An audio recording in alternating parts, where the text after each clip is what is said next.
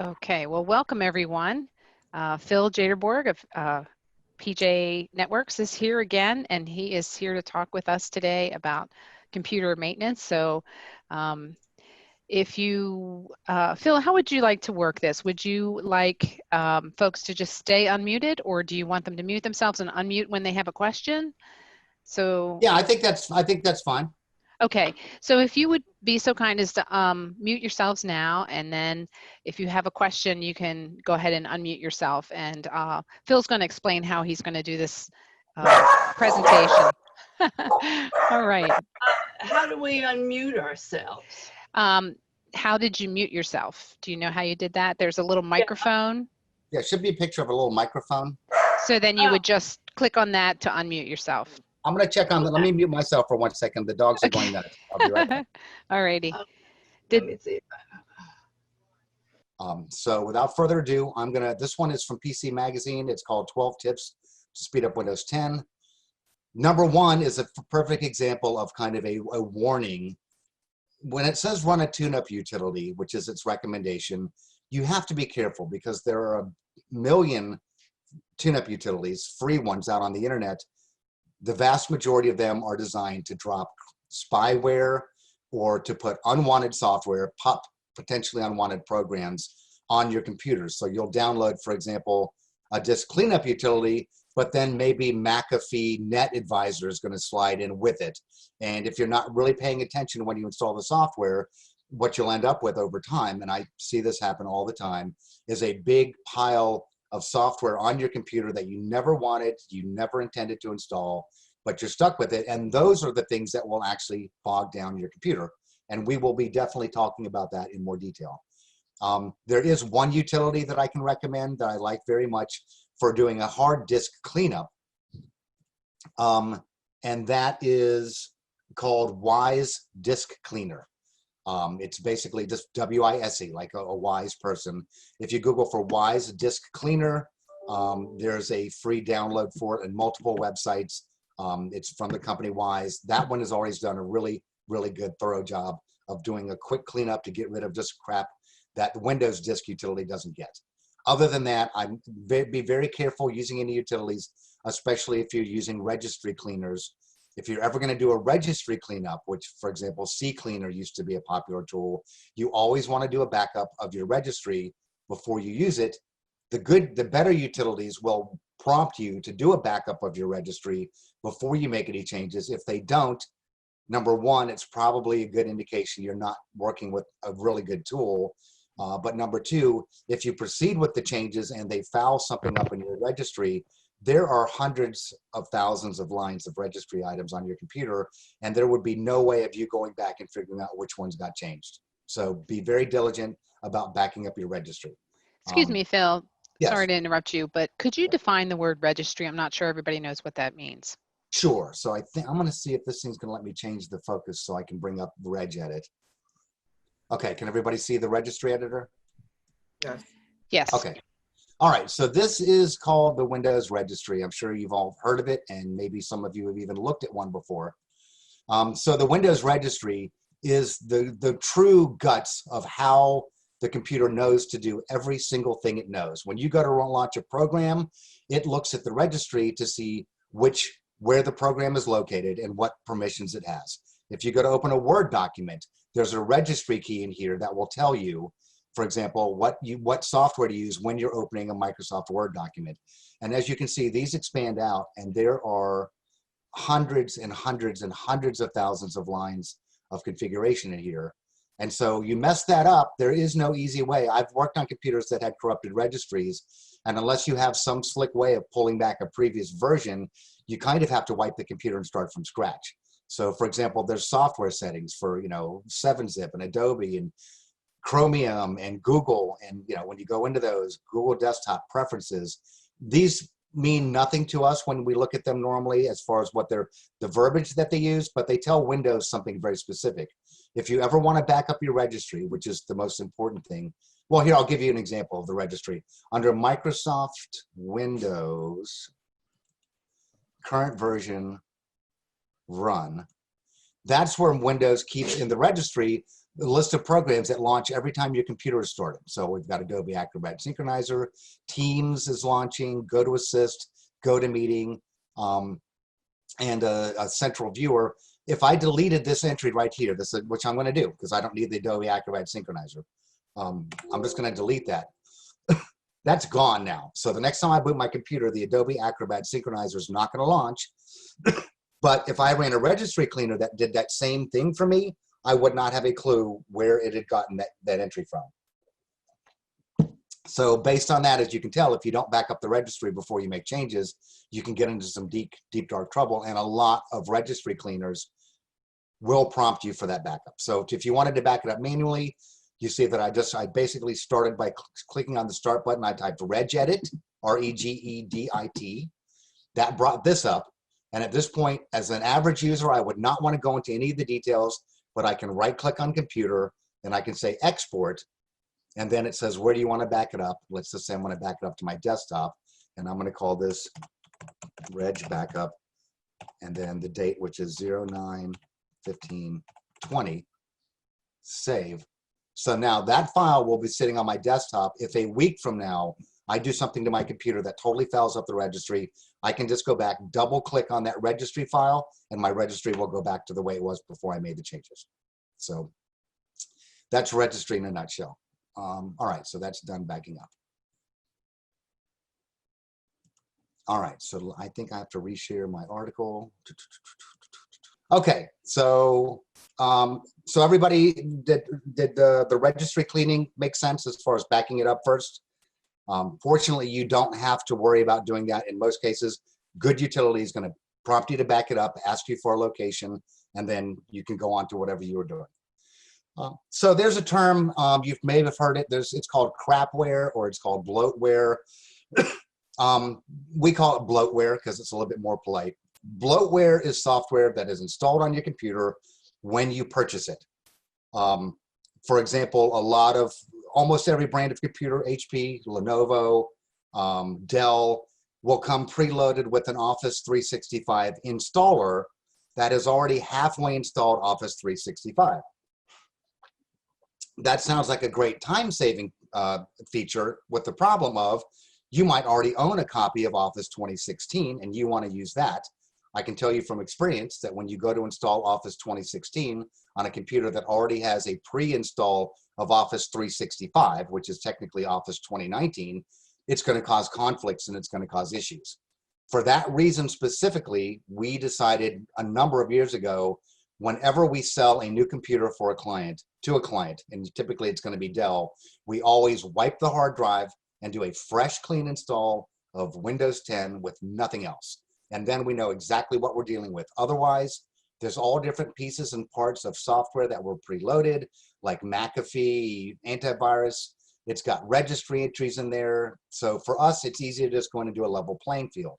If you already own the computer and you've already been using it for a period of time, and you're a standard person who just doesn't understand how to do a wipe and reload, you want to go into add or remove programs. I think everybody probably knows how to find that. You go in a control panel. So you hit start and you type control and click on control panel. And then there's something that says programs and applications. So you click on that and that will give you a list of all the software that's currently installed on your computer. There will be some entries that you know you want, like if you're running Microsoft Office, then you want to keep Microsoft Office. There may be other entries that you know you don't want, like maybe somebody's installed some games on there. Maybe somebody's installed some coupon clippers or something, and coupon clipping software is known to be spyware. I mean, it slows your computer down.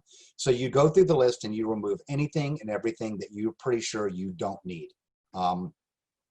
And if there's a guess, if you're not sure exactly what that software is doing, you see a name in there and you're not sure if you want it, then you can always just Google the name of the software and you'll easily be able to find online, what does the software do, who makes it, and what might you be using it for.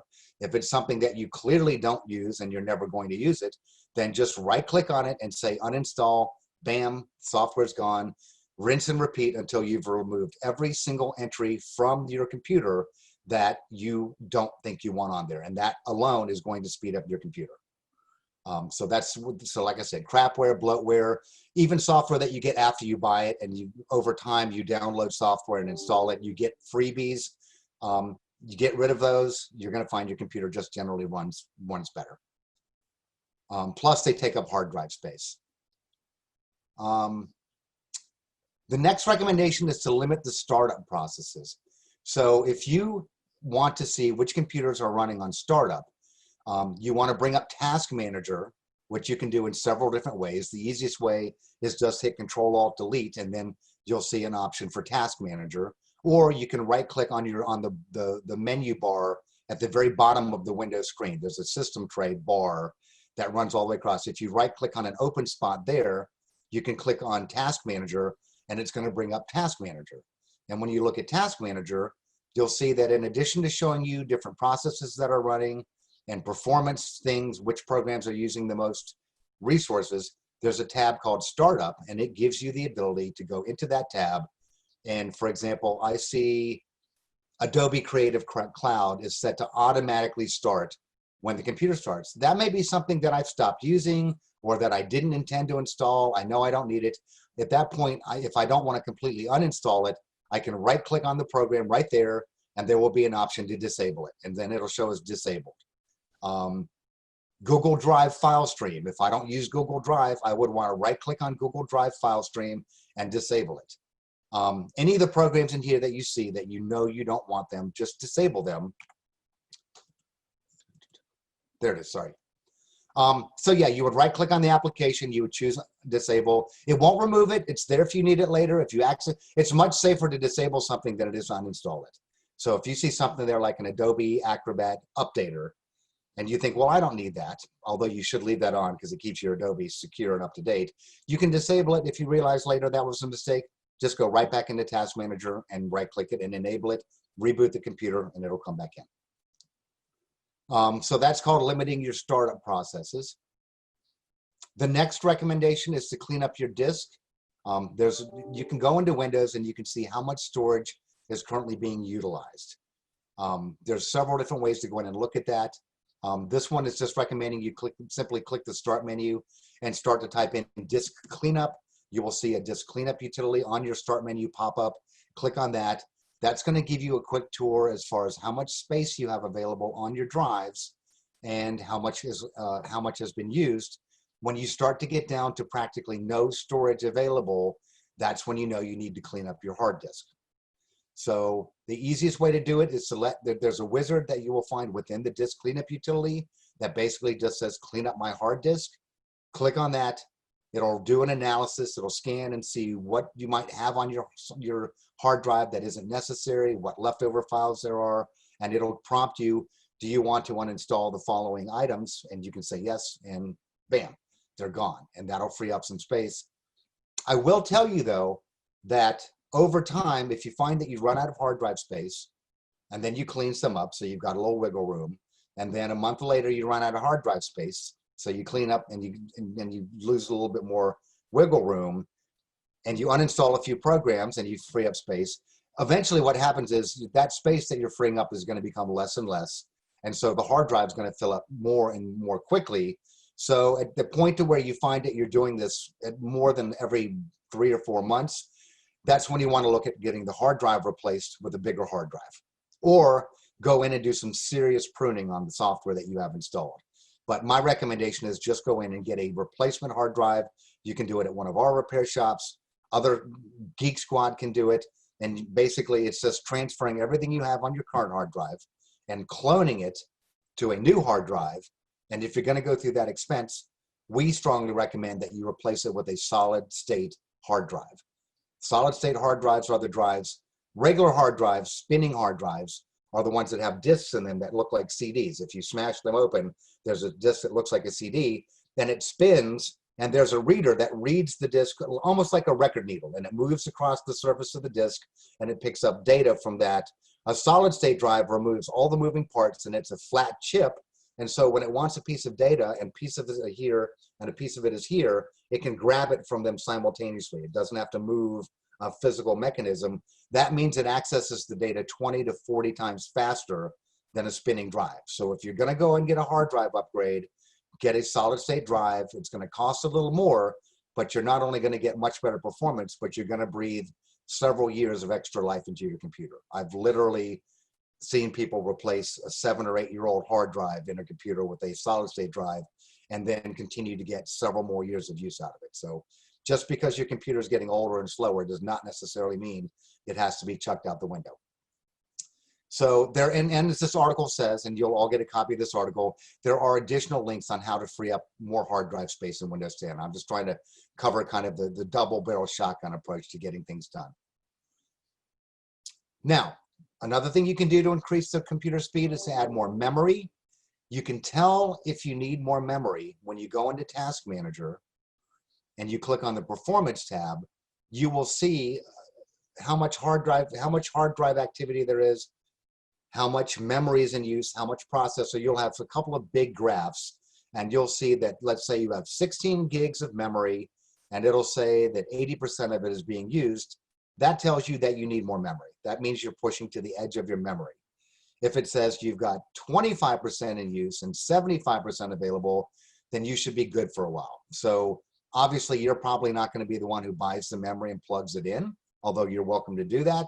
But it does mean that when you bring it to a repair shop to get more memory added, you know that you're doing something that's needed. You're not just trusting the person on the other end of the counter saying you need more memory. You've already looked and seen that you need more memory. So it's just knowing that you're doing the right thing. I mean, every time you spend a little more money on a computer, you want to know that you're getting good bang for buck. So adding more memory is an easy way to increase performance, especially on older systems that might have only come with 4 gigabytes of memory.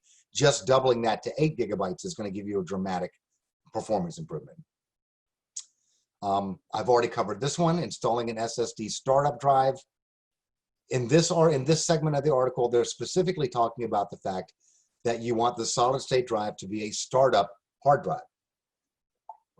What that means is the drive that Windows is on, that your computer boots from, is called your startup drive. A lot of people, like me, will have secondary and third drives in their computer that are just for data. But you always want the fastest drive to be the one that your operating system is running on, because that's going to determine A, how quickly your computer boots up, and B, how quickly programs run. So just remember, in most cases, if you're going to take your computer in for a hard drive upgrade, they're just going to replace your existing drive with a solid state drive. It all goes on one hard drive, easy peasy, and you're done.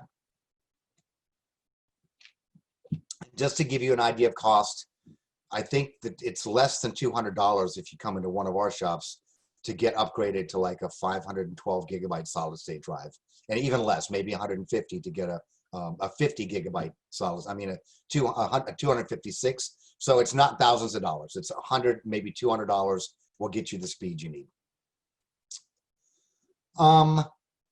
Checking for viruses and spyware. I have multiple layers of protection on my computer. I have a firewall on my home internet connection. I have Viper antivirus on my local computer. I've got all kinds of things protecting me. I still run a manual spyware check about once a month using Malwarebytes, and there's a link to find it. You can just Google for it, but it's Malwarebytes, B-Y-T-E-S. It's a free download. You install it. It will then look at your computer hard drive, and it'll look and it'll find. It kind of scares people a little because Malwarebytes will almost always find threats that it can, and threats are anything that you don't necessarily want on your computer. So if you download a coupon program that helps you find online coupons, even though it's not an infection, it's considered a threat because it's unwanted software. So it's going to lump all of these together. The beauty of Malwarebytes is when it's done running the scan, there will be a button that just says clean it up, and you click that button and it's done. And I can't remember the last time I've ever seen somebody's computer lose anything that they really wanted to keep just because they ran Malwarebytes and removed everything. So it's really good. It's really good practice to just run this once a month. In fact, if there was nothing else that anybody watching this presentation is going to do after we get done, but download and run Malwarebytes, then I recommend that. That's going to that by itself. That's going to be a nice little thing to make. And it'll also make sure you don't have any really ugly, nasty viruses lurking around on your computer. So that's checking for viruses and spyware. Another thing you can do is you can change your power settings to high performance and optimize speed. And I'm going to spend a couple of minutes on this section because when you pull a computer out of the box, it's usually set for balanced power savings, but there are some settings in there that a lot of people are not aware are going to impact their performance. And these are settings that cause your computer to shut down or turn off or go to sleep mode before you want it to. It causes your screensaver to kick in. It can cause you to drop your network connection. So I'm going to take a minute and I'm going to pop up this setting under the control panel so that everybody can see what are a few of the options that they can adjust. So I'm just basically going to control panel, and then there's a section called power options. And now I'm going to see if I can't share that.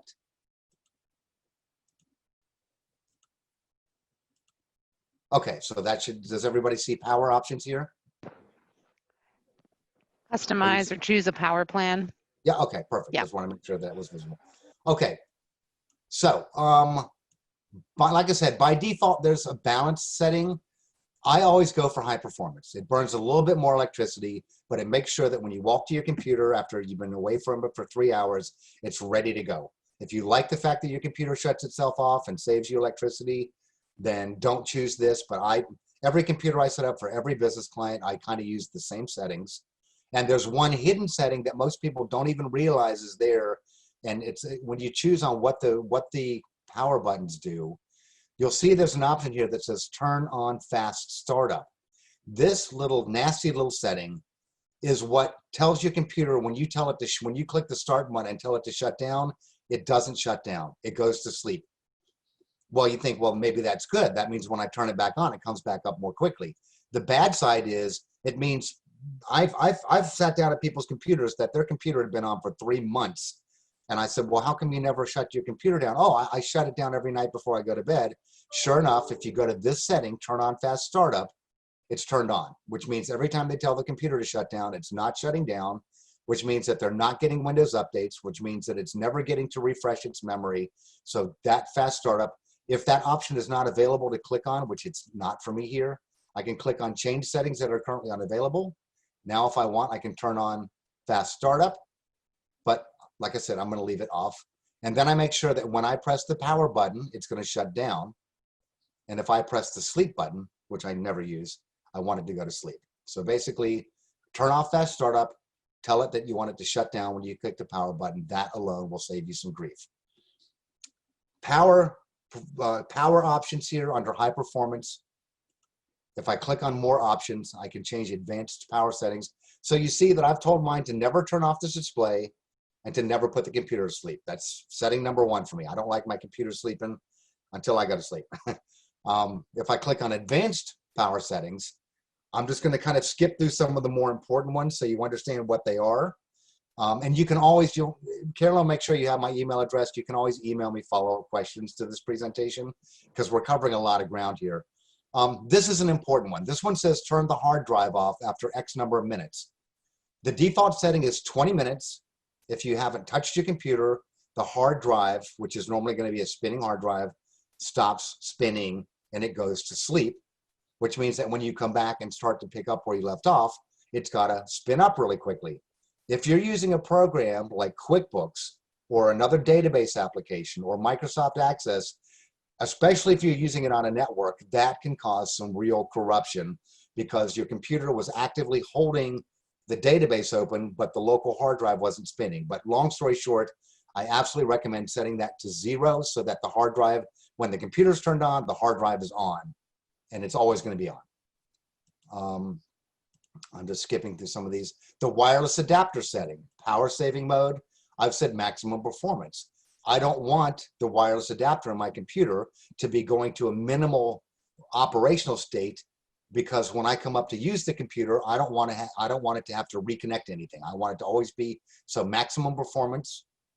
I've already told it not to sleep, so that setting is already covered over here. USB settings, there's also a setting where selective suspend setting means things that are plugged into your USB ports on your computer. If you let Windows manage it, if you leave this enabled, That means that whenever Windows thinks you're not using a device on your computer, it can put it to sleep for you. The problem is devices don't always come out of sleep. That could be a printer, for example. You might be plugged into a USB printer, and you're finding that regularly when you go to do a print job, you have to turn the printer off and turn it back on to get it to work. You want to turn off the USB selective suspend setting.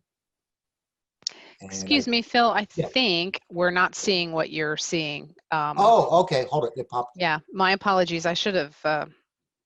Oh, you know what? I guess it's considering that a separate window. All right. It sure is. All right. I'll just touch back on, I'll show. So this was the turn. So can everybody see that one now? Yes. Okay. So this was the, so when I clicked on advanced power settings, I got turn hard disk off after 0 minutes. That's the first setting I did. Wireless adapter savings, power saving mode. I left it in maximum performance. That means that it's always going to be running, my wireless card is going to be running 100% in this computer whenever it's turned on. That's the way I like it. I confirmed that my sleep settings were disabled, which I picked up from the previous window. My USB settings, which are devices that are connected via USB, there's a selective suspend. I said enabled would mean that after a certain amount of inactivity, it's going to shut down that connection. I left that setting disabled, so that connection is always turned on. Processor power management, since I'm on the performance setting, everything's going to be set to 100%, so I'm good with that. And then the display setting, I can double check and make sure that that's it's fine if you want the display to turn off and only turn on when you go and move your mouse or whatever. But the other settings are basically to make sure that pieces of your computer are not going to sleep while you're off doing other things. So that was kind of a quick run through of all the different power save settings that are available to a standard user. All right, so now I need to go back and share my screen again. Keep losing that bar to share. There it is. Okay, so let's go back to the article. Okay, we're getting to the end of this initial list. So yeah, it just changed power settings to high performance. That's what we discovered in very infinite detail. There is a performance troubleshooter that you can run if you just generally want to see if Windows has any recommendations for you. I'll be honest, I have not used this one very much, so I can't tell you how reliable it is. I usually just do manual troubleshooting, but if you go into the control panel, you can search for the word troubleshooting or click on your start button and look and type in troubleshooting, and it'll bring up some pretty much some old school Windows troubleshooting tools. My experience with them has not been the best in the world, so I can't really advocate it that much. But once again, if you're at the end of your rope and you can't figure out what to do next to try to get the next problem resolved, then once you get into the troubleshooter, you'll have a number of different options to choose from, and you can just kind of explore them. The next setting is change appearance. We're not going to go into that too much. I think people end up with negative experiences because they'll go in, for example, to the performance options, which are in control panel, and they'll say, well, I don't care about the appearance so much. I want my computer to run faster, so I'll choose best performance. That tweaks about 20 different settings that you can see down here, where it turns off the animations of the little icons, and it turns off some features like Windows Peek, where you can see programs running behind other programs. It just does a lot of things, and it really makes Windows seem a little bit clunkier. For example, it smooth edges of screen fonts. So if you're used to your fonts looking a certain way and you turn off best appearance and turn on best performance, that's when you're all of a sudden your characters on the screen might looking a little bit jaggedy, a little bit pixelated. So unless you really, really, really are digging for performance, I would say just leave this one out of the equation. Don't even go there. Search indexing. That's one that most people do not need. I have to leave it turned on because I think I've got 200,000 items in Outlook that are indexed, and I have to go looking for them on a regular basis. But if you go into control panel, you will see there's an indexing icon in there. And when you click on it, it'll bring up your indexing. Or you can just click on start button and type in index, and it'll bring you your indexing. And this is telling you the different areas that Windows is indexing. So right now, this computer that we're looking at in the example is indexing Microsoft Outlook, which is great if you want to do quick email searches. It'll search through Internet Explorer history, and it'll search your local cache files. If I had a data drive on my computer that I also wanted to index, let's say I had 10,000 photographs and I wanted those to be indexed by name so that I could quickly search them, I would put a checkbox next to that one. Most people, however, don't need the advanced indexing. If that's the case, you can just untick these and you've turned off indexing. It doesn't burn a huge amount of resources, but it is constantly looking for things to index. All right, and I think the last thing that we want to look at on this article is turning off tips and notifications. And this is one that I hadn't even really thought about or looked at before I read this article. You can get there by basically clicking on the start button and typing notifications. Let me verify that. Oh, I'm sorry, it's under PC settings. So when you click on the Windows Start menu, you get an option for settings. And then in there, there's a setting for one of the options is on notifications. I'm trying to find it. Oh, it's under System. So when I go under Windows Settings, I click on System. I know you can't see my screen. And then when you click on System on the left, there'll be the section that we're looking at on the screen right now. That's notifications and actions. And you'll see, if you've ever wondered why you get these little annoying pop-ups in the lower right corner of your Windows screen for different things that are happening in the background and you really don't want them, that's all about here. So remember to go to Settings and then System and then Notifications, and then you will see that you can turn off notifications when the screen is locked. So reminders, so a lot of these won't be turned on for most people. This one, get tips, tricks, and suggestions as you use Windows. Once you've had that computer for more than a month or two, you probably don't want constant tips and tricks. If that's running, it means that Windows is always watching what you're doing and trying to figure out if it should be offering some helpful advice. Turn it off. Get notification from apps and other senders. There will be a list of all the different programs that are installed on your computer that in some way, shape, or form have been given permission, usually accidentally, to show you notifications on your main screen. You can just drill through the list and you can look at them on your own. I'll give you an example. I've got a billion of them myself. Okay, can everybody see the screen that I'm on, the notifications? Yes. Okay, so just give you an example of how obnoxious this is. If you see where get notification from these senders, look at the list of programs that I have installed that will give me notifications. Like I said, 15 or 20 of them. And in fact, mail, I don't even use mail. I use Outlook. I don't use Windows Mail, so I should turn that off. Microsoft Edge, I could care less. I don't like Microsoft Edge. I'm going to turn that off. I don't need alerts from Dell, really. I don't really use OneDrive. I can turn that off. I don't need Dropbox constantly. You know, Dropbox pops up every so often and says, hey, you're out of your free 2 gigabytes of space. How would you like to buy some more?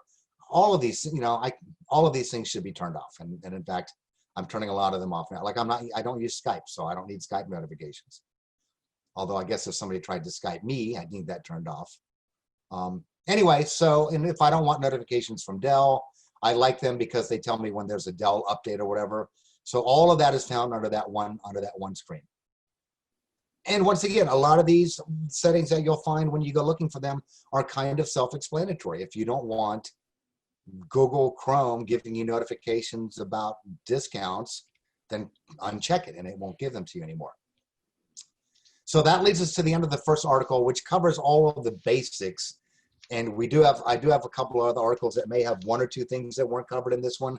But this first article also has PC Magazine as a great place to go to get these cool little tech tips about, how to set up a local account on Windows 10, how to recover deleted files in Windows 10. Once again, I'm a great fan of looking for stuff using Google. And then when I find something that's helpful, I email it to myself and to my staff, and we save them under what we call tech notes, so that if I want to go back later, if a client of mine called me, for example, this afternoon and said, hey, I want to get my computer tuned up and I really want to do it on my own. It's my own computer. I would just go dig up this email that I sent with these links and I would forward it to them and go, here you go. Call me if you have any questions. I mean, even though I'm not saying all of it's super easy stuff, it's also, most of it isn't brain surgery. It's, if you take the time to look at what you're doing and focus on it, it'll all become, pretty self-explanatory. All right, so that's the end of the first article. Did we want to open up for a round of questions before I leave this one?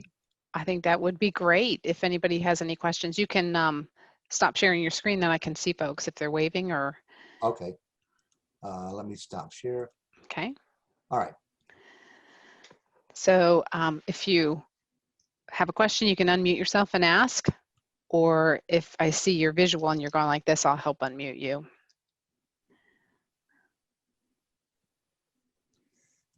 Well, it sounds like everybody's absorbing it all very well. Well, actually, I have some questions. Sure. Well, first of all, thank you, because I'm really excited those little notifications that keep popping up.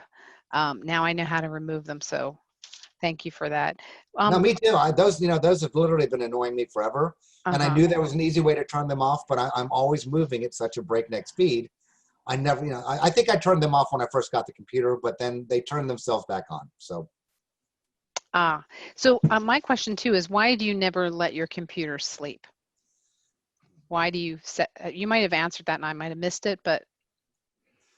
I don't, first of all, since I'm hitting my computer almost all the time at random times, I mean, I might wake up at 2 o'clock in the morning to use the restroom or something and realize that there was something I meant to check on before I went to bed. So I just like the convenience of walking up to it and seeing what it's doing. There's not an incredible amount of electricity savings by turning it off. If you have solid state drives, then you're not really wearing and tearing your computer much because you don't have much other than fans.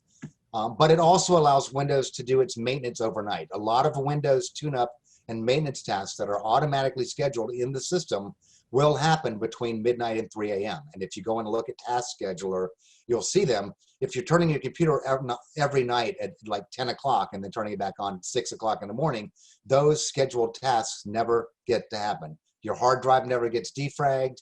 You're missing out maybe on some software updates. So we recommend people leave them on, with the one exception of when there's a major storm coming. When you see on the NBC 29 weather alert that there's a major line of thunder boomers coming, that's when you want to turn off your computer. And then if it's, and maybe even unplug it from the wall, because that's the only way to isolate yourself, and I do the same thing there. But other than that, I've always enjoyed leaving my computer on all the time because I just want the convenience of jumping on it and knowing that it's ready to go. So that makes sense to me. But if I do use the sleep function, because we do that at work, so people can't get into our computers. Does shutting it down, when you shut it down totally, and this is just me not knowing, when you start it up, do those updates appear if they're there to be had? Like, or do you miss them?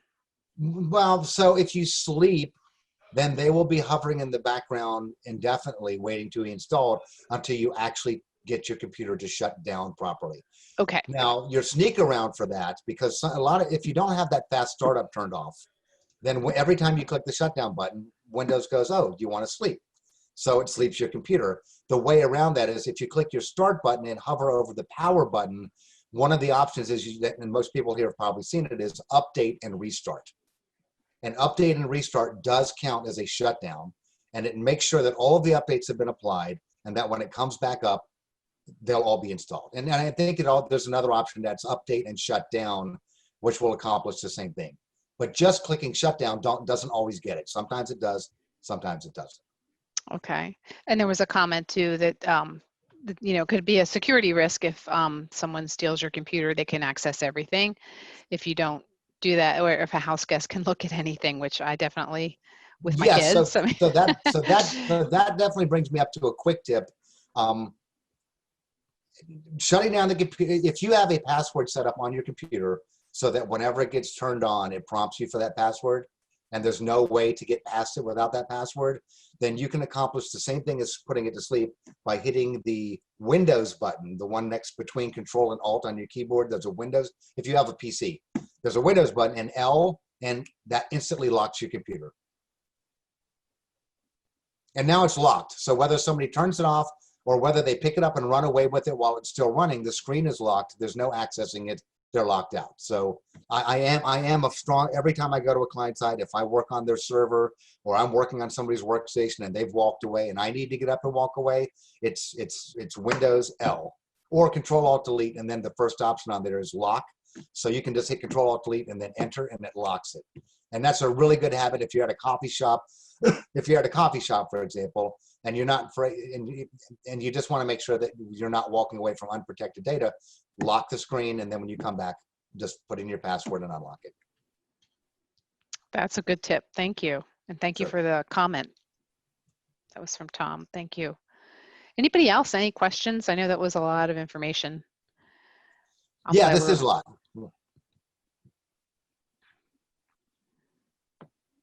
And it can be like, I didn't understand a word of what you said from this one to that one. I mean, Well, it can be very basic.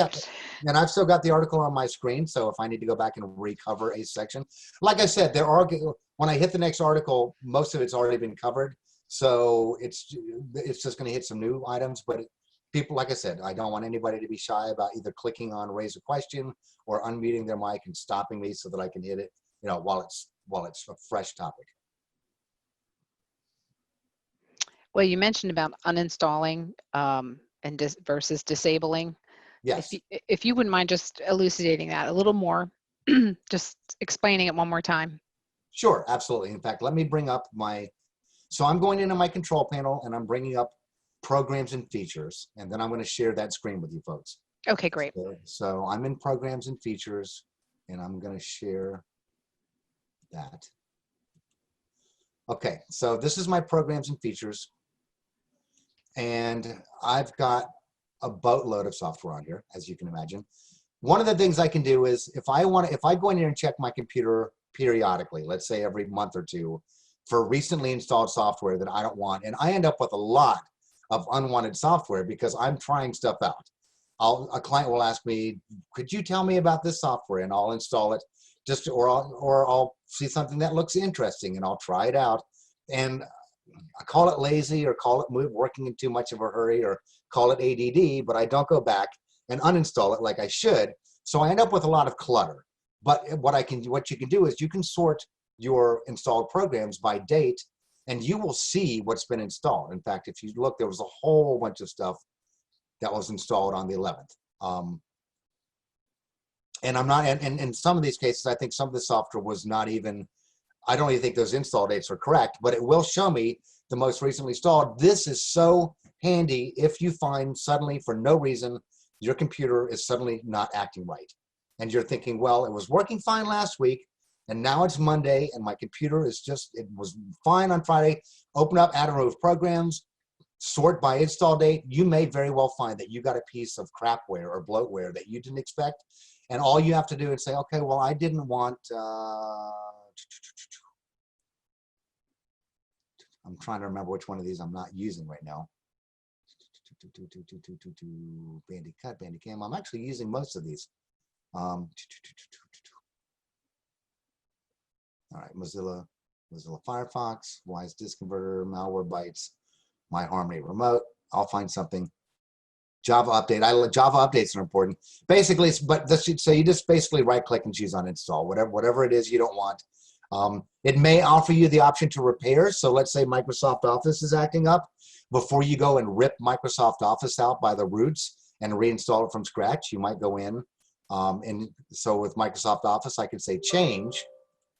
And then when I say change, I can either do a quick repair or an online repair, which is a full repair. A lot of people don't realize that, but you can run Office repair right from the programs and features, the same place you would go to uninstall it, but instead of choosing uninstall, choose change. So actually, let me show you that one little window that you're not seeing. Would this be the same, and maybe the same was on an Apple, like with Microsoft, if you had it? If it's a Microsoft program, you should get the same options, yes. Okay. So notice that when I said change, it says, do you want a quick repair, or do you want, which is a real quick local repair, or do you want an online repair where it looks at your version of Office and it looks at the most recent version released online and it tries to fix anything that it sees as broken or missing.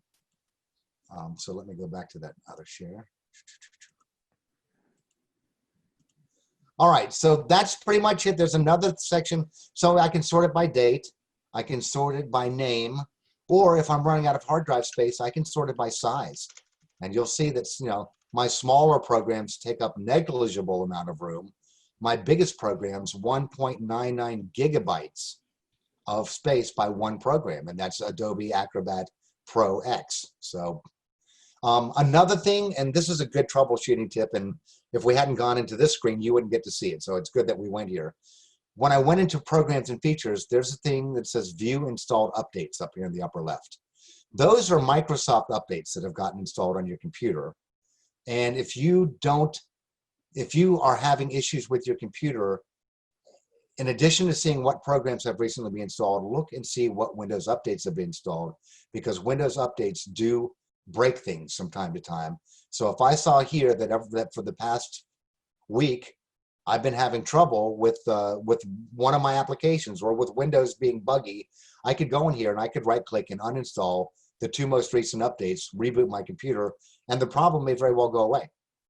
And if that's the case, then usually Microsoft will fix these buggy updates and then re-release them so that when you get it the next time, it'll be the fixed version. But so that was uninstalling versus disabling, which is where you go into Task Manager, click on Startup, and then you will see. And you know what? Task Manager is probably worth a quick peek too, because it's like a core component of Windows. Let me share that screen real quick. And it's definitely, Task Manager is definitely a tool that the average person can use to figure out what's chewing up all their resources. So if you look here under, can everybody see Task Manager? yes. Okay, so if you look here, it's telling me how much CPU is being used. So of my processor, I'm using about 25% with all of the applications I have opened, which isn't bad because I've got a lot open. You can't see them all. I'm using 52% of my memory. I can sort that by memory, and I know that Google Chrome is using a major component of my memory. And then a couple of other, GPU is graphical processor instead of your CPU, which does your computing. The GPU processes graphic requests like video display. And if you look, the Windows desktop Windows Manager itself is using up 10% of the video card, just managing my display. So that's pretty interesting. If I go to performance, now here's a quick overview of all the different components. So here's my processor. And you can see that if I launch something like, let's see if I got Word. If I launch Microsoft Word, then so I just launched Microsoft Word, and you see where the CPU spiked. So every time I open another program, I expect to see a little bit more and a little bit more and a little bit more. What's interesting is after it spiked, it actually came down a hair lower than it was before. So, so every time you open a program, it's going to go up and up and up. If I closed all of my Google Chrome browsers, you'd see the amount of CPU utilization go down. Carolyn, ask me a question. Can you see my mouse pointer when I'm moving it around? I can. Okay. So yeah, so right now I can see what processor, I can see how many cores. I can go to memory. I can see that roughly 50% of my memory, so this is unused memory, this is used memory. I can go to disk processes and see, this gets a little harder to read if you're not an engineer, but it kind of tells you what's called disk thrash. If you have a hard drive and the numbers, the charts for it under the disk view, under Task Manager, is just all over the place. Looks like a seismograph during an earthquake. Then you may have failing hard drive. The hard drive may actually be failing and it's scrambling to read from pieces of the hard drive that have already failed. Those are things that can cause severe performance issues. And then I'm going to my Wi-Fi. You're not going to see much from that. It's just telling me about, so basically it's CPU, memory, and disk utilization. Those are handy. If I want to go really detailed, I can click on the Details tab, and I can sort each individual executable by, and say, I want to see which one is using up the most CPU.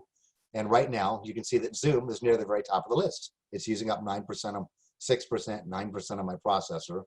If I have a program that's a CPU hog, it'll always show up here near the top when I sort it by that. For example, Outlook is historically always kind of a high resource user.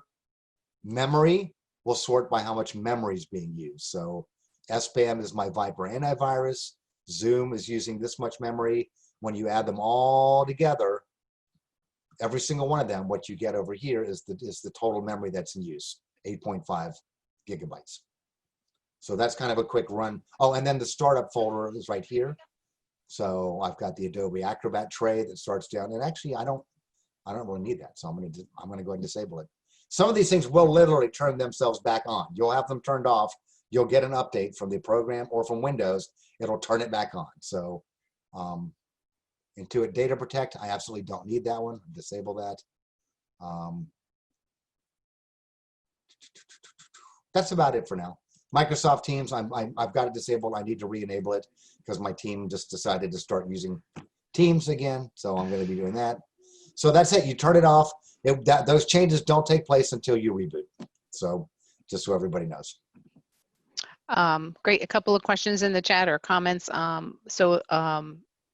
And this gets to your point, like when you were showing those updates for Microsoft, Yeah. Someone said another important point is to install system updates as they're issued. Microsoft and Apple issue frequent updates that fix those security vulnerabilities. So that's one question. But on that too, like we were saying, if something's messed up and you go and you click it, you disable that update. Yep. Another question to put on top of the one that was asked there was, okay, so now you get an update above that one that you removed. So does that work okay? Or if you... It does. Microsoft has actually taken away the ability to totally block updates. You can pause updates now, but Microsoft will, if Microsoft releases an update and you don't keep delaying it and you don't keep pausing it for 7 days, it will eventually push itself on. So the idea is when Microsoft releases a batch of updates, postpone them for at least a week so that they get vetted, so that people try them out. If they cause any serious problems, Microsoft will immediately recall the update and release a fixed version of it. You just don't want to be the person who on Patch Tuesday gets buggy patches that cause a blue screen of death. And I just see that somebody else asked him about the bunch of tabs open in Chrome. And yes, those actually do slow down your computer. I've got about 30 open right now, and they are chewing up resources. So before we started this session, I probably should have closed the extra tabs. Now, I do have somebody asking about Apple, and since I think I covered a good broad swath of PC, I want to jump right into one of the Mac articles and kind of run through that. And there may actually be people who are watching who are going to be able to give me some tips and tricks, because I haven't done a lot of these Apple utilities in person. I've seen them before, and I've seen them being used at the shop, but I don't own a Mac, so I haven't actually done them. But I understand them, so I think I'll be able to cover them pretty well. But I'll start by bringing up. All right, you know what? This one's got a lot of hit points on it, but I'll try to kind of hit them and like just take a run the gauntlet on them and just cover them. I think for the Mac users, they're gonna make a lot of sense because you've already know where these settings are and all that. And for the Windows users, it's kind of like, well, if I ever get a Mac, now I know. But I do think it's fair because I know you have a number of Mac users. So yeah, and we do. Yes, and we do have folks on the call who run, Mac classes here, like Clay. So okay. Feel free to unmute if there's something you want to add to it, if that's okay with you, Phil. That's fine with me. Great. So some of these we've already hit in previous, like for example, this one is basically saying 21 ways to make your MacBook last as long as possible. And if ever there were people that are attached to their computers, it's MacBook users, because they're higher end computers. They tend to be more expensive. And people just, because they tend to be more in the personal computer realm, people get personally attached to them. Not that they don't get attached to Windows computers, but we fix Macs in our shop. And I've seen some really, really old Macs come through that door to get repaired. And because the shop manager, Bob Yo, is an old school Mac guy, he loves to be able to breathe new life into them. So, I mean, he knows when it's time for it to be put to pasture. If there's any way to revive it, we'll do it. But here's basically 21 tips that I'm just going to run through and kind of a little bit of a gauntlet run to get the point across that there are things you can do to squeeze extra life out of your MacBook. First one, instead of a spinning hard drive, get a solid state drive. It says transfers files 10 times faster, at least 10 times faster, and boot times sometimes are like 20 times faster. Like a system will just immediately launch. So get yourself a solid state drive and boot up off of it. Avoid filling up your hard drive to full capacity. Once again, that's applicable to Windows systems too. But when your computer gets to that last 5 to 7%. If you've got a 100 gigabyte hard drive and you get down to 5 gigabytes free, I promise you, whether you have a Windows or a Mac, your computer is going to start to act buggy. There are different methods, which I believe are covered in this article, to free up some of your drive space. This article recommends 5 to 10% of your drive needs to be free. I'm basically saying 5% is a hard cutoff. At that point, stop what you're doing and try to free up some space. And maybe it's just dumping temp files. The third one, they want you to restore your laptop to its original state every year. I thought that was a little extreme, but I'm not familiar enough with Macs to know how easy that is to do. I mean, they basically say, Mac, back up your entire computer, and then you deauthorize any apps, because after wiping everything out, you have to. So basically, they're literally talking about wiping,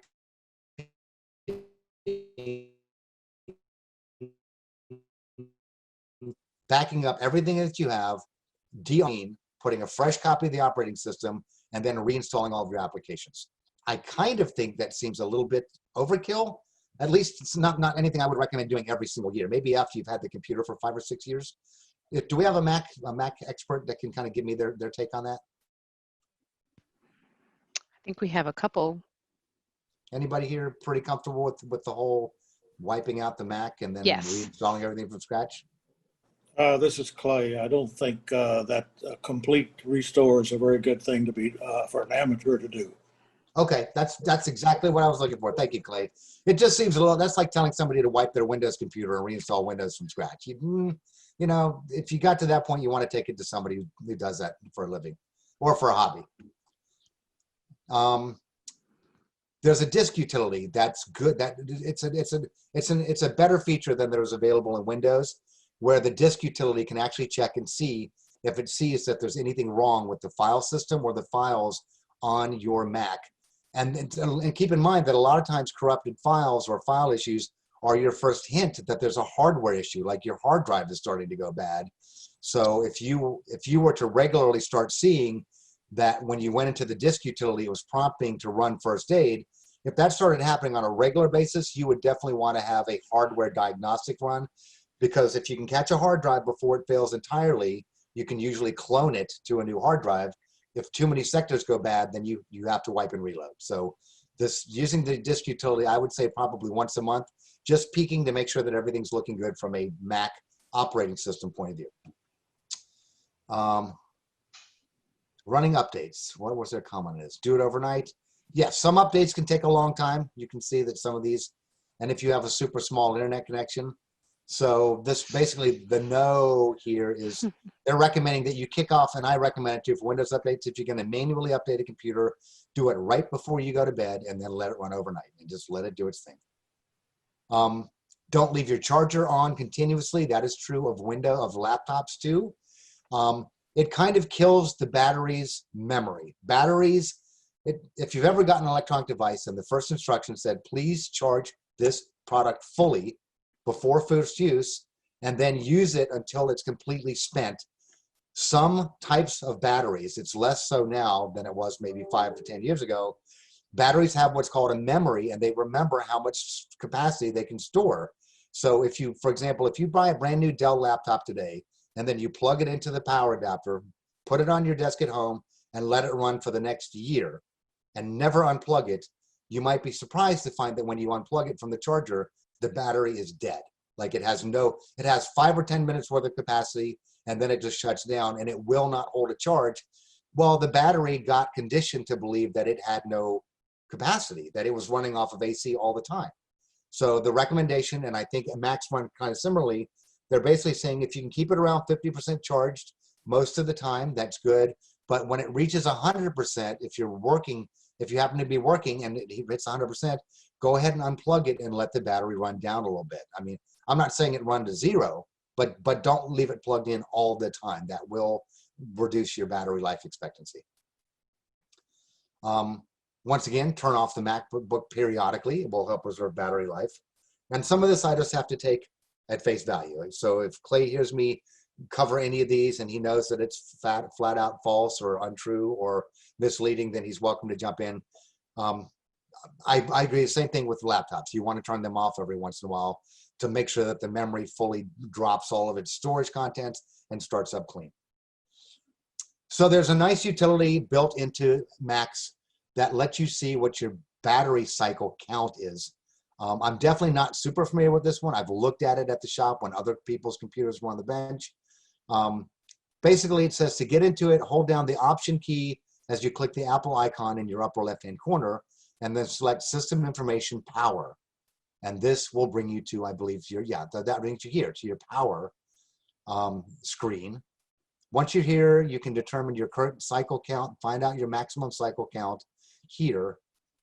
So basically, you get a cycle count, I think, of how many times the battery has been charged and dispersed and charged and dispersed and charged and dispersed.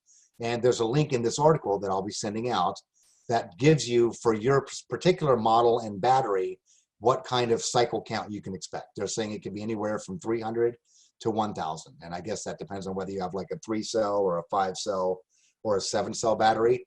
But good thing to know. I mean, most people can tell their batteries are starting to show age when it doesn't hold a charge as long. But this is a good way to be proactive and make sure that what you're experiencing isn't because you have some, let's say, program that's draining the battery life.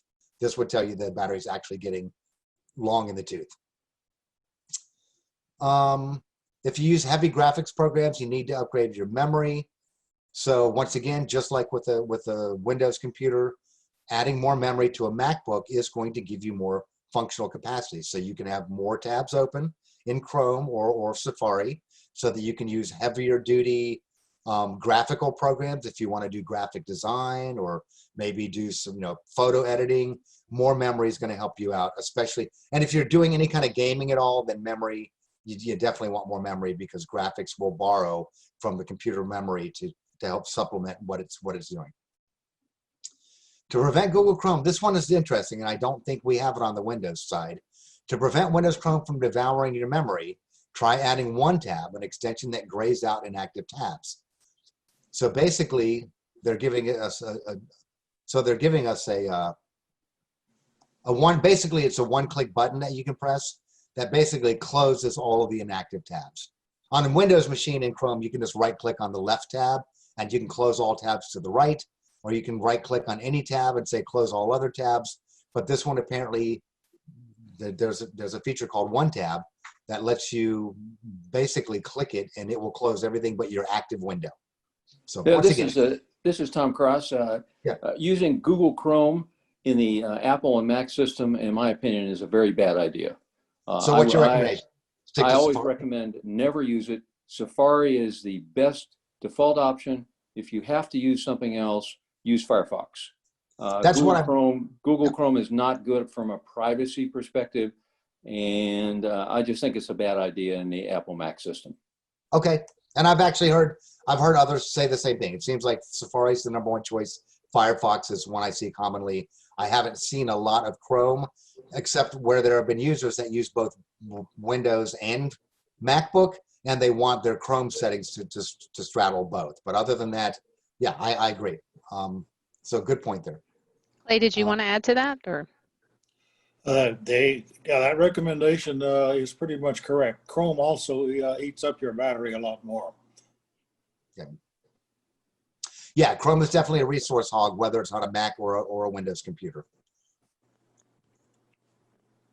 Okay, so know and stay within the optimal temperature. Once again, this isn't just about performance running more quickly, but it's about keeping your computer lasting as long as possible. If you have a computer that regularly overheats, then you're going to end up burning up. Over time, it's going to shorten the life expectancy of the internal components, the memory, the CPU, and the motherboard. So there are ways that there are things you can do. There are laptop stands you can use. There are supplemental fans that can be bolted or be clipped onto the side to pull more air through. But you definitely would not want to, for example, leave a MacBook. Let's say you were an avid gardener and you have a sunroom that you grow plants in that tends to stay warm and humid all the time, I would not recommend leaving your MacBook or your laptop in that room. If you need to use it for logging changes to your plants, bring it in there, log your changes, bring it back out. Don't leave it sitting out in the warm, humid temperature. You almost can never get a computer too cold. I mean, you could, and they like cold a lot. All right, so this one's saying let you dump your trash every day. So they're basically saying get rid of whatever's in your recycle bin, unless you're regularly throwing things in it that you think you might want to dig back out. I have a short humorous story. When I was in Santa Barbara, I was always having to deal with law firms, and the attorneys, it seemed like more than any other client we had, liked to throw emails instead of putting them in like a storage folder to save them or a subfolder. They liked to delete an email once they read it, but then keep everything in their deleted item bin. And we're talking, 10, 20, 30,000 emails in a deleted item bin when back 15, 20 years ago. So that was a lot of memory that was getting chewed up. And so I would say, why, let me throw your deleted. No, I might go back there and need something. And I said, look, if you had half of a sandwich left and you thought you might want to go back and eat it later, you would not throw it in the trash can. You would store it somewhere where you could go back and get it. So do me a favor, stop keeping this crap in your deleted items bin, because I cannot keep your computer running properly if Outlook is going to keep crashing. So just basically don't hold on to trash. If you know you might need something later, don't delete it, put it somewhere safe. Otherwise, anything you delete should be clearable and out of the recycle bin. Clear your desktop, or at least minimize its number of items. There's a small amount of memory that gets chewed up from the items that are on display. Not being a Mac specialist, I can't tell you how much. I know the same is true for Windows, but it's not very severe. But I don't know about you guys, but Clay, any idea or who was our other contributor? Yeah, Tom Cross. It will slow down your Mac, and this happens if you like to take a lot of screenshots.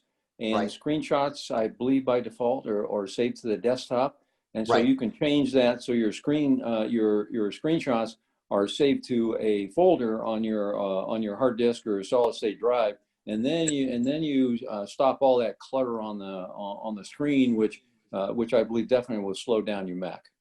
Got you. So and basically, I'm certain somebody could just Google search or Safari search for how to change default location for screenshots, and that would give them a walkthrough of where to go to change that setting. Does that sound right? Yes, Sounds okay. I did it so long ago, I can't remember how I did it. I'd have to research it, but you can change it to save it to your hard drive. Right, and the same is true with Windows computers. By default, it'll always save to your C downloads folder. I always, when I set up a new computer, change it to go to a different location that I know will always prompt me. So when I save it, I know where it goes. So prolong the life of your charger by using it and wrapping it the right way. And they're just pointing out, and we do get a lot of people come into our shops looking for Mac power adapters. Same thing with laptops and Windows computers. They take a lot of abuse. So they're basically saying, make sure you're plugging it in, you're wrapping it right, you're not just shoving it in the side of the computer, you're not, putting too much strain on it, you're not getting up and walking away with the MacBook while it's still plugged in. I think everybody in their life has at least done that once with a laptop or a MacBook. So they're just saying, take good care of your charger. Toggle with the sleep display settings. Yeah, so I don't know how much of an issue burn-in is. It used to be an issue many, many years ago. Screens would get burned in. I'm sure that if you keep the exact same thing on your display all the time, it could still happen with LCDs.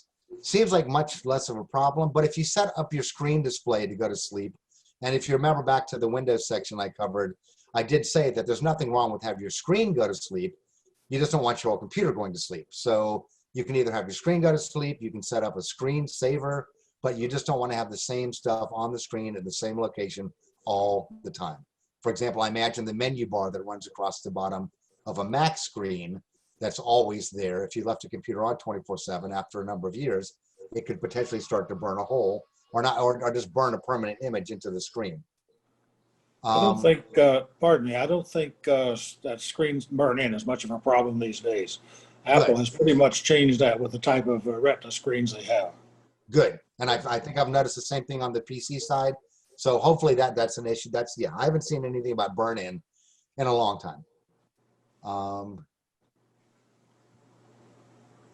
So this person's saying you can get silicone port plugs.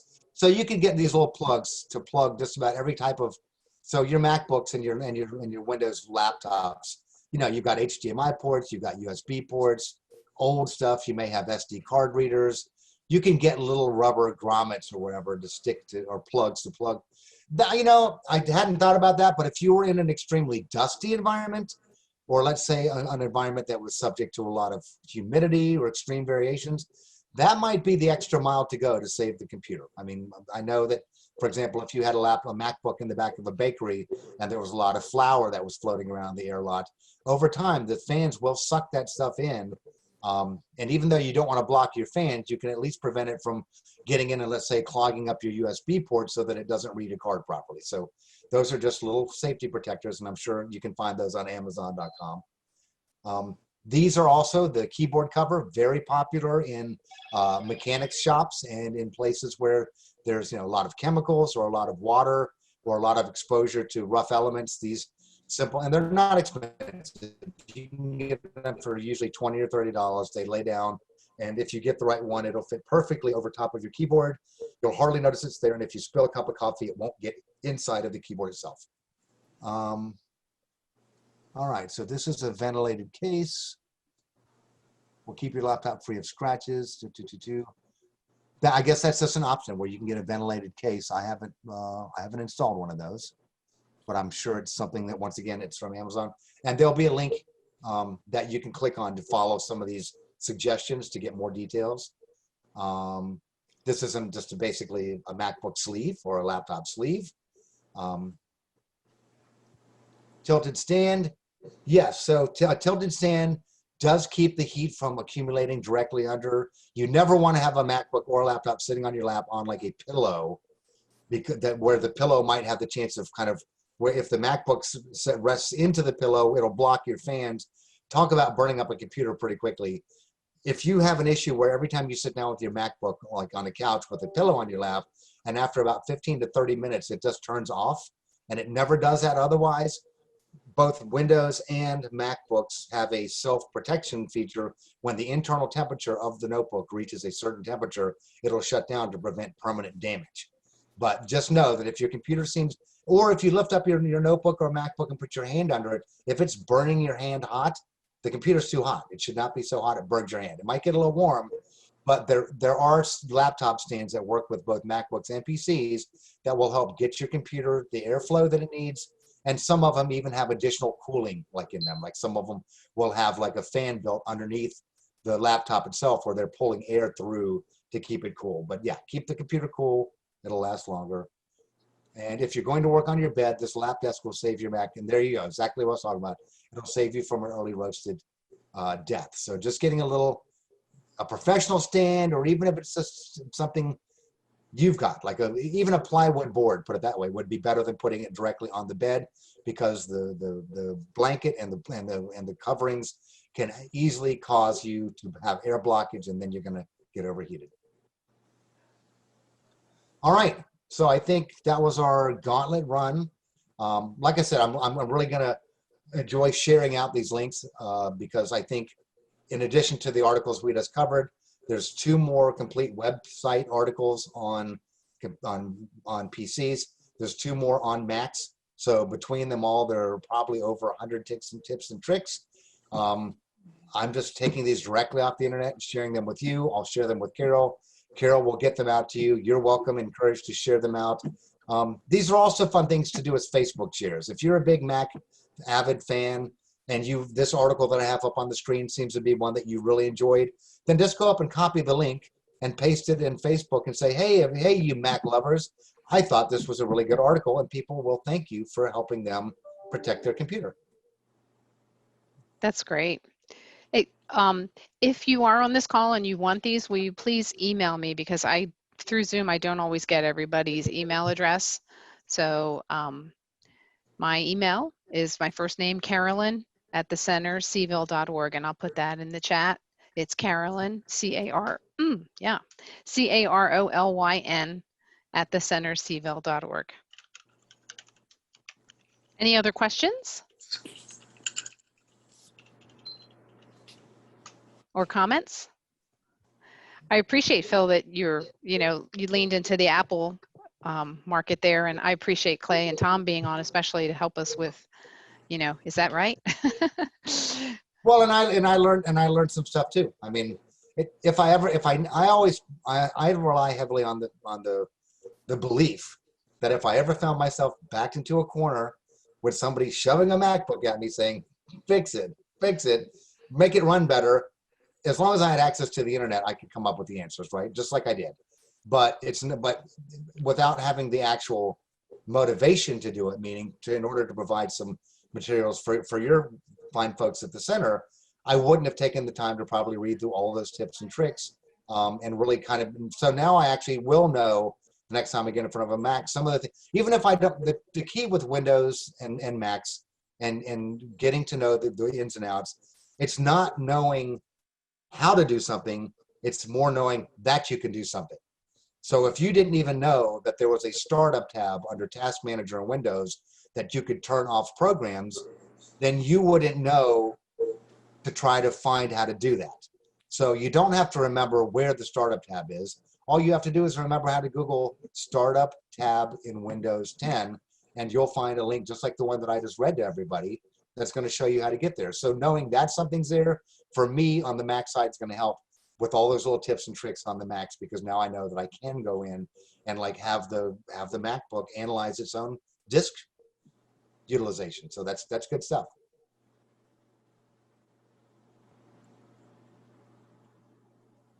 Any other questions? Anything under the sun, either related to this presentation or just some long-standing questions that have been bothering you forever about computers?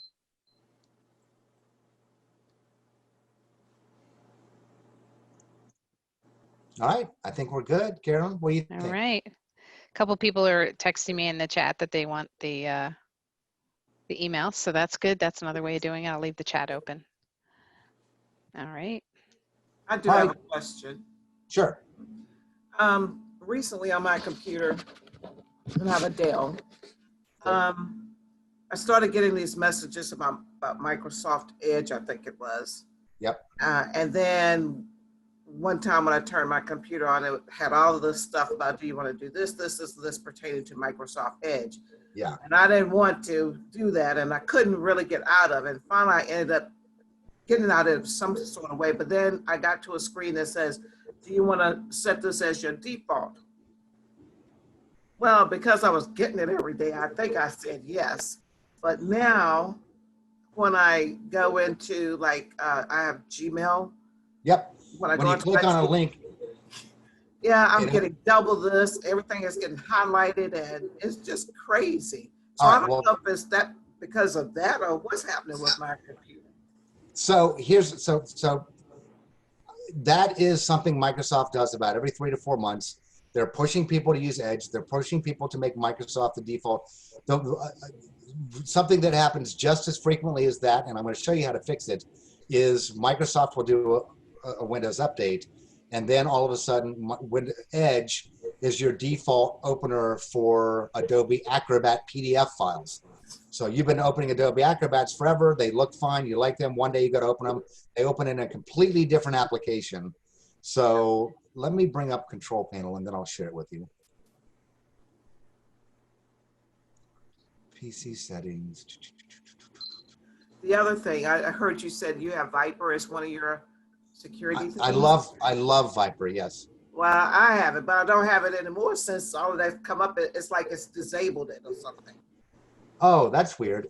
Sounds like Windows Defender took control of your antivirus. I do get that, yeah. Windows Defender has not found any problems today. I'm thinking I never had it. I had Viper, and that's not working at all.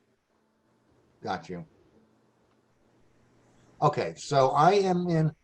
So unfortunately, I can't show you every screen because every time I change screens, I drop you guys. But if you click on the Start button in Windows 10, there's a Settings button like that should be right there. Or you can type Settings and go into Settings.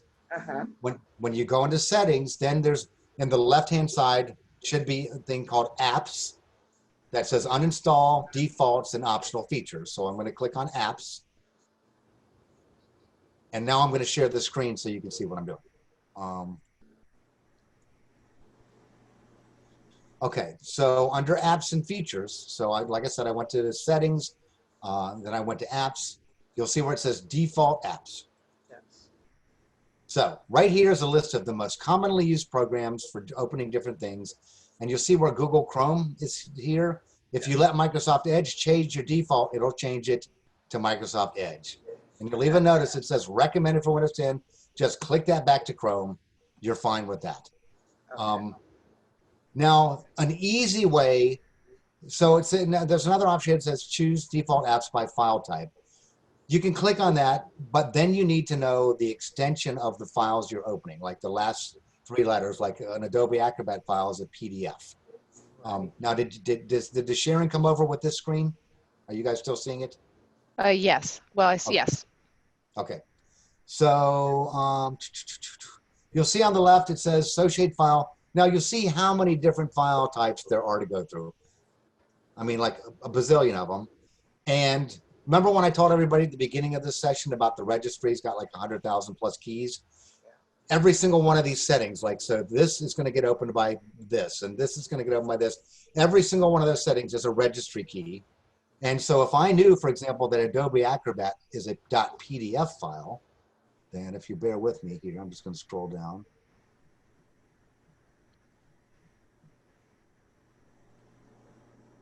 And then I'm going to show you the easy way to do it. But so here's PDF. So you see that? So can everybody see that says PDF Adobe Acrobat document? Yes. So Windows Updates and Microsoft Edge likes to change this to be Microsoft Edge. They look funky, and if you're used to working with real Adobe Acrobat, not just Adobe Acrobat Reader, it breaks your ability to open a PDF and work with it, right? Because it's going to open it in Windows and Microsoft Edge. So I'm going to make sure this stays Adobe Acrobat, and then I'm going to show everybody the quick way. Oh, why is it giving me that? Now it's prompting me for something I wasn't expecting. All right. So the quick way, I can't show you without flipping through a bunch of screens. If you have a problem opening a particular type of file, let's say that's on your desktop or it's in a folder on your computer, all you have to do is right-click on that file sitting on your desktop. Let's assume it's on your desktop. Right-click on it. There's an option to open with, not open, but open with. And then there's a sub-choice there that says select default app. And then it's going to pop up a window that shows you all the apps that it has that it thinks are capable of opening that, with a little checkbox that says always use this application to open this kind of file. That is much quicker than doing what I just showed you to go into programs and default settings. So literally, a client calls me up and says, well, I'm trying to open this PDF and it doesn't look right. I say, do you have a PDF on your desktop? Yes. Right click on it, open with, choose default app, check off the box, choose Adobe Acrobat, done. Literally 2 minutes later, I'm off the phone. They're happy it's done. 3 months later, it happens again. It's a rinse and repeat. So even though I could fix it for the client with a 3-minute remote connection, I would rather teach a man to fish and show the client how to fix it themselves than have them feel like they're tied and bound to me to fix it. I don't mind fixing it for them, but it's going to be so much more expeditious if they would just know to right-click, open with, choose the program. But with the default web browser, you can't do that. With the default web browser, you have to go into the settings and the apps and then choose default browser and then set it to the one that you want. Okay. All right, does that answer your question? Yes, it does. Thank you. Sure. I'll try to remember all of it, but you know. All right, well. Well, we know where to find Phil, and we know where to Well, find I'll tell you Clay. what, before I email, since that was a really good question, before I send the email to Carolyn with the links to all these different tips for PCs and Macs, I will also go grab an article on how to change your default apps and your web browser, and I'll put a link for that at the end, and then everybody will have a copy of that. And these are definitely community things where share them with people you know, put them out on the internet, let people know that there's, you don't just lay down and let Microsoft take over your computer. You still own it. You should have the right to run what you want on. Thank you. Thank you. Oh, one final thing. I will also, if Carolyn, if you don't mind, I don't know if you're going to be forwarding my email to everybody or copying and pasting the contents, but in my signature, just below my signature file in my email, I'm going to put a little link to our Google reviews, because I'm kind of on a campaign. We don't ask for them very often or often enough. And so I've been lax about getting my clients to give them, or for my engineers to ask their clients. And we have a really great, like 4.8 star reputation. And if a few people could just go in and maybe give us a nice review or say something nice about us and give us 5 stars, I would be eternally grateful. That would be great. That's no problem. I'll forward it. Okay. Mhm. All right. If there's nothing else, I think everybody has my email address. If you have a question, you can always shoot it to me. If I'm in the middle of something, I'll answer it when I can, or if I can pass it on to an engineer, then we'll make sure we get answers to your questions. Thank you, Phil. Thank Thank you you all so for much. coming. I appreciate it. Okay. All right.